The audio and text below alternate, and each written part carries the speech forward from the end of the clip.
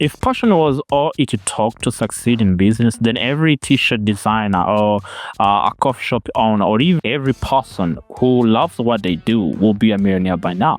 But the truth is, passion is just the fuel, not the vehicle. It can get you started, but if you don't have the right strategy or system or even resilience, you run out of gas before you even reach your destination. Today we're talking about why passion alone isn't enough and what you actually need to turn passion into profit. I'm also going to show you how my passion project nearly ran me out of the ground until I learned how to balance. Now, when you are starting out, everyone says, "Hey, just follow your passion," and it sounds great. The problem is, passion without plan is like having a sport car with no steering wheel. It looks exciting until you hit the first wall. I've learned this lesson the hard way when I launched my first side hustle business years ago during COVID. I loved what I was doing and I was excited about helping people, but I didn't do the market research and I didn't run the numbers and I had no idea how to price my services. Within months, I was working 14 hours a day, barely making enough to cover the rent. And because I loved it so much, I told myself I was okay, right? Until my savings ran dry. That's when I realized that passion wasn't enough to keep the lights on. And I'm not alone in this, right? Because studies show that 42% of failed startups cite no market need as the main reason for closing. So that translates to that they were passionate, but about the wrong thing. Now, I'm going to give you the 5 real ingredients you need alongside passion to be able to make it in the market.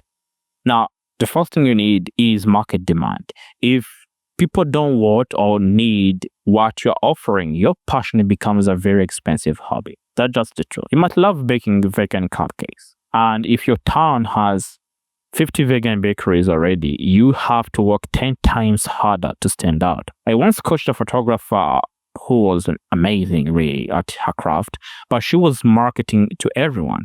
And in doing so, she attracted no one. And once I identified a high demand niche, personal branding, photos for entrepreneurs, her booking doubled in 3 months. So that told me that passion plus market need is equal opportunity, right? And without that equation, you're just guessing. You don't know what you're doing. Now, the second ingredient you need is a sustainable business model. So even if you love what you do and people want it, you still need a way to make it profitable. Now, too many founders focus on sales without understanding the profit margins. And if it costs you $90 to make a product and you sell it for $100, that $10 isn't actually profit. You still have to subtract the marketing, the shipping, the taxes. So my own wake-up call came when I realized that one of my services was selling well, but losing money because I underpriced it, right? And I have realized this in business because even if some people try to sell their businesses and they don't know their numbers, and this gets them stuck into the loophole of not getting any founder or even any company to buy them when they are trying to make an exit because they don't know the numbers, they don't know the CAC, they don't know the LTV, the ROAS. All these numbers in your business, you need to know them, right? Because my wake-up call came when I realized that one of my services we were selling in our company, we was underpricing the services, and usually passion branded me to the math. And I want you to learn your numbers. If your model isn't profitable on paper, it won't be profitable in reality. Number 3, skills beyond the passion. And I think people realize this when they start to fail, because if you're passionate about fitness but you don't know sales and marketing or finance, you struggle to grow a gym or a coaching business. And because of this, I think every founder needs to be a student of business, not just of their own craft, right?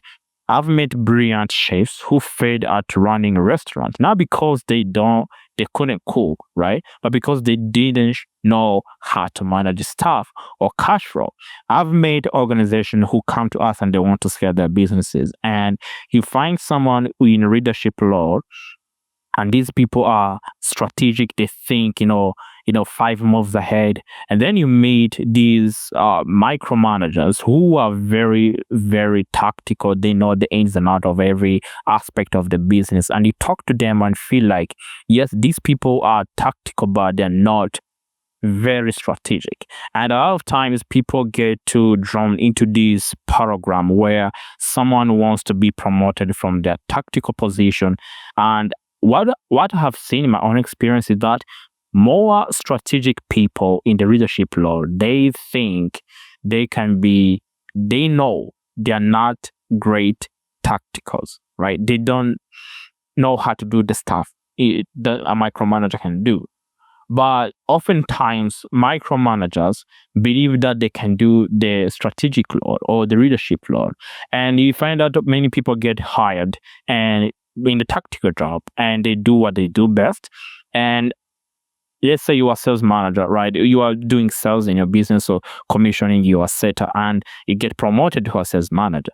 These people think that because they were a sales agent before, they think they can know how to manage people. Unless these people get experience in doing that, you are not going to do it, because this is a strategic role. And being a strategist, maybe you can have 1 or 2 moves ahead, but you're not going to be as on the level as a leadership or a co-founder or anyone who is in the leadership role. So skills is good and passion is good, but sometimes you have to know your limits, to know where, okay, I find love with learning the business side of passion, and maybe this is optional, but I still need to know how to do other things, right? Because I've met brilliant chefs who have failed running restaurants, not because they don't know how to cook, right? But because they didn't know how to manage staff or cash flow. Now, when you are starting, this is very important. But when you start scaling and your business is becoming very big, you need to hire professionals in their respective positions. The fourth thing is systems and processes. Now, this is one of the bigger takeaways I've learned in business, because passion makes you excited to start and systems keep you able to keep going. And without systems, you will spend all your time putting out fires instead of growing. Now, early on, I used to handle every email, invoice, follow up manually, right? There's no ChatGPT. I thought I automate later, right? Now, that was a big mistake. That was a big mistake because I was so buried in admin work that I couldn't even focus on sales. So once I built a template, I built automations using Zapier and a client onboarding process, my stress dropped in half and my revenue increased. So passion without systems equals burnout waiting to happen. That's just a reality of business. You need SOPs, you need standard operating procedures, you need a framework of how people are going to use your services. Now, the last thing about trying to become a good business owner is that resilience for the long game. Now, let me show you how to turn passion into profit, because a lot of founders and business owners, they don't understand this. So how do you take something you love and make it a thriving business? Validate the idea, first of all, right? Talk to your market, do a market research on what you're going to invest heavily. Then the second thing you need to do, you need to map out the business model, know how you make money and what it costs. Then you need to upgrade your skills and commit to learning sales, marketing, and finance. You have to do that when you don't have capital. You have that to learn that yourself. Then the fourth thing you need to do is you need to build systems early on, because as of now, with the rise of AI, you can build any system you want. So automate repeatable tasks for free time. Now, stay focused on your mission. Remember why you started, especially when it's hard. Now, I know that passion is powerful and it's the fire that keeps you warm, but if you want to cook a meal, you still need a pan, ingredients, and recipe. So don't let anyone say you they just follow your passion, dream without telling you what it really takes, to make it work. And remember, your passion deserves to thrive, not just to survive. In the next episode, we dive into another hard truth: why starting small is often smarter than going all in from day one. Now, until then, keep building with both your head and your heart. See you next.